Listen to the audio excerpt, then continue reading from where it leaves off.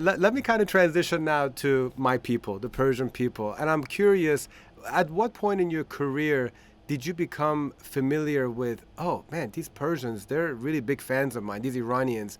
Do you recall that? Is it more in the 80s or did it come through a nostalgic down the road? When did you become aware of the crazy Persian fans? It was not in the 80s because just to repeat it again, so we had a different time. We didn't have the World Wide Web, Hmm. because today I have, via Facebook and Instagram, I have a lot of comments, from people all over the world, and even, from Persian fans, and um, but it's, I don't know, 10 years ago. I'm bad in counting years. Um, I had, as you know, I had this wonderful duet with Omid, Omid, yes. and we met each other in London. And I was told he's a big, big, big, big star in the Persian community, and I'm always open to people. I love, just to Collaboration. yeah, I love it. I love to talk to people, and everybody is welcome. And I'm talking because this is opening. This is bringing up my mind. This is very, very important for me. So I met him, and I knew he was a superstar, or he is a superstar. And then he came to me and said, "Do you know that you have millions of fans, of Persian fans?" And I said, "You kidding? Is it because?" Yes. And then he told me that so many people, and even in America, where you have big, big Persian community, um, you love the music. And then I started just, um, you know, to make my work on it. I just want to. Hmm. I went into the internet, and I was looking for this, and then I felt how big, and how I, I'm so loved from so many Persian people. And so that means, to answer your question, it came up very, very late. I would say 10 Hmm. years ago. And you guys had a really beautiful song, a very unifying song, about peace and love and We are kindness. one, yes. Yeah, and it was like the music, the melody, it was a beautiful collaboration, and that's great that you were Yes. so open to it. And yeah, I mean, it was. I still remember in 2017 the way that I found out about the tour and how I met Vahe, our dear friend Vahe. Yeah. It's I saw an ad for Modern Talking at Constitution Hall, and like my mouth dropped, and it was on the day of my sister's birthday, and so I was like, so good.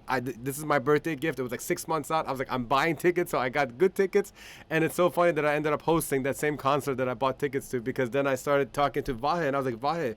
Well, I'm sorry. I messaged the concert organizer group, and I was like, I don't know if you guys know or not, but Persians adore Modern Talking, and if I can help spread the word, let me know. And then that's how my friendship with Vahe came, and the rest is also history. But Yes, it's exactly. it's amazing. Yeah, I mean, Persians, just for your information, in the 1980s, there was a revolution in Iran in 1979, and the Islamic Republic took over the monarchy.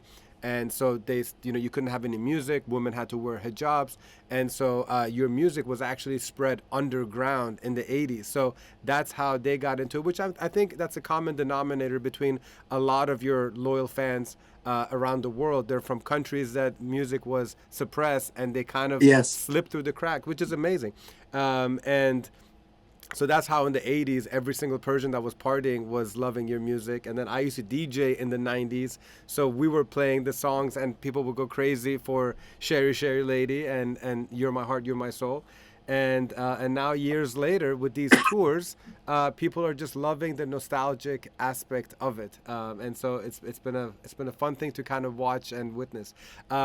So what do you have you happened to maybe like learn a few Persian words, or is there a Persian food that you've tried that you like? Is there anything about Persian culture that you've been familiarized with? Because if not, I'm going to introduce you on this tour coming up with you. Um, my question, what is typical Persian food? Maybe I love it, but I don't know that's typical Persian. Yeah, so there's a couple of things. Definitely kebabs is definitely one of them. Either it's kebab, beef or lamb or chicken kebab with Okay. rice. So it sounds like you haven't had it, which means that at least in one of the restaurants that are in LA or Chicago, they have really, really good Persian restaurants, and New York.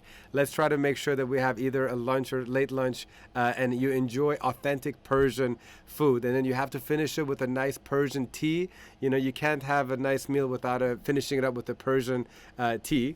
And we also like Jack and Coke. It's very Persian. But yeah, no, I mean, we're definitely big on kebabs and some nice stews. So if you haven't had the royal Persian We have it experience, in Germany, kebab. We have in Germany as well. yes. Well, yeah, I mean, there's different types. Like the Turkish people, they definitely presented their versions of kebabs. The Greeks have nice kebabs. Lebanese have nice Yeah, but kebabs. where's the difference? Tell me, is there a big difference? Or You know, I would say that we have some stews that are a little bit different, that are kind of unique to our place. And I'm not a cook or anything, but I would just have to take you and give you the okay, best Persian okay. foods. We'll go with Vahed. There's a place, Ravi's, in Glendale, California.